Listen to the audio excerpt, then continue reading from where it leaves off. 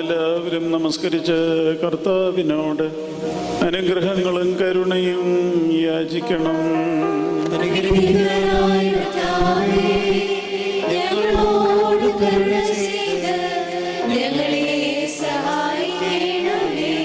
സ്തുതിയും സ്തോത്രവും പ്രാഭവും പുകഴ്ചയും മാഞ്ഞുപോകാത്ത നല്ല ഉന്നതിയും സദാ നേരവും ഇടപെടാതെ കരയേറ്റുവാനടിയങ്ങൾ യോഗ്യരായി തീരണമേ.